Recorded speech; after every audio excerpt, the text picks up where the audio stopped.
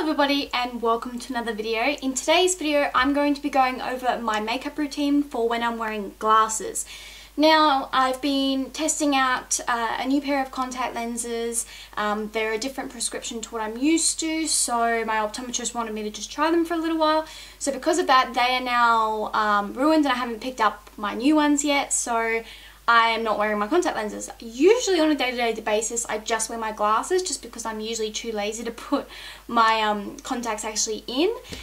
So this is kind of my routine that I use when I know I'm going to be wearing glasses but I want my makeup to stay and still look nice. So I'm going to jump straight into it. So the first thing that you want to make sure of when you are wearing glasses and also having makeup on is making sure that your face is well primed. I'm first going to start with a hydrating primer because my skin's a little bit dry, so I don't want makeup kind of sticking in the areas around my nose where my glasses are going to sit. So I'm going to go in with my Illamasqua Hydra Veil. I love this primer because it primes the skin as well as also providing a little bit of moisture. I'm only going to use a small amount because I'm only going to put it where I'm quite dry, which is around the nose. I'm just going to press that in around the nose. Right, so we're going to need to let that sit for a little bit. Before I move on to the eyes though, I am going to go in with another primer. This is the Innoxa Skin Perfecting Pore Vanishing Cream. So I use this to fill in the pores around my cheeks. When you are wearing glasses, sometimes when you tilt a certain way, the lens can actually magnify the pores and also the darkness under the eyes. So I like to use this to not only fill in the lines and to provide a nice smooth base around the nose, but to also kind of smooth over those pores a little bit. And I've been absolutely loving this primer. There will be a review coming soon of this. So I just place that where I have pores. I also place a little bit underneath my eyes because I have found that it helps with the creasing that I get from my concealer under my eyes. Right, now we need to wait for both of those primers to sink into the skin and for the skin to become smooth but not tacky, basically. So we're going to move on to the eyes.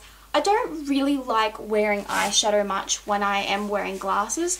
The reason for that is because you don't really see it all that much, and usually if I'm wearing my glasses I'm just going to work or just going and running errands or something like that. It's not usually something that I deem worthy of a full eyeshadow look.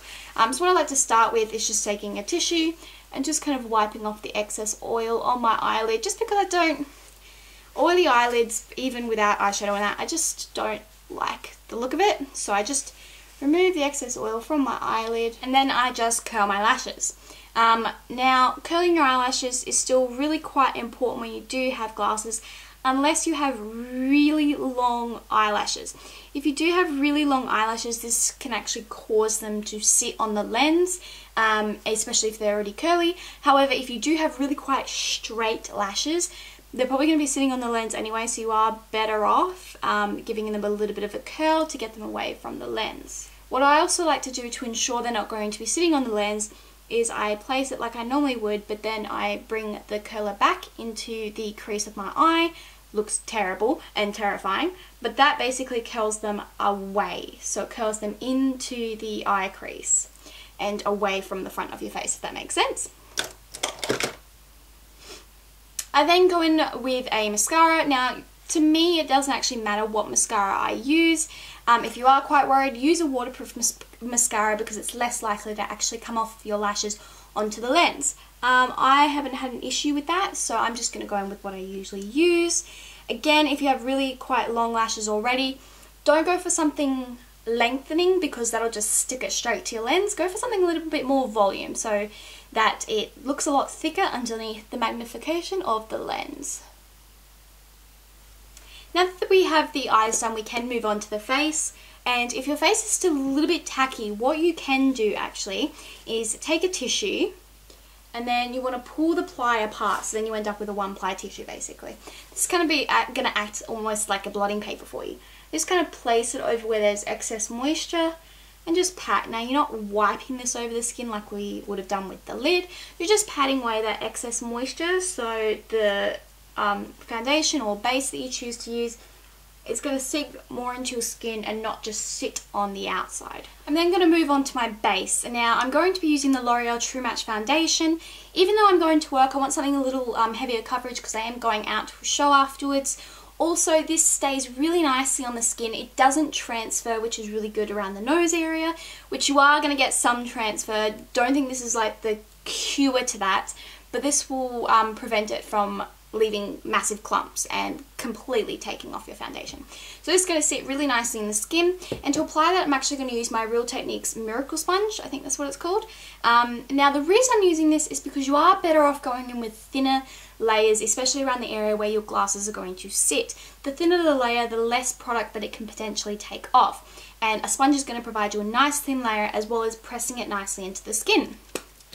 Then just to really ensure that that foundation is in the skin, we're just going to go through, we're going to press lightly, we're not going to drag or anything, we're just going to press the foundation into the skin. Now again, take your one-ply tissue, and again we're going to get rid of that kind of excess moisture. You're not necessarily going to be taking away the pigment, just that excess moisture so that the pigment stays the same.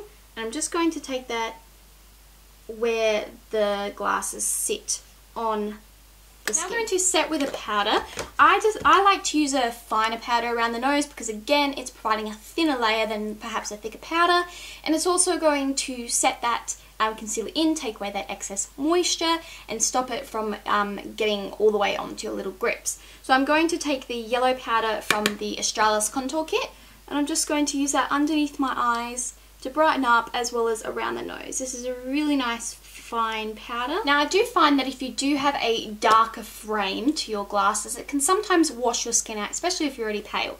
So I like to warm the skin up, and I do use an Illamasqua blush for this, which is the blush in Disobey.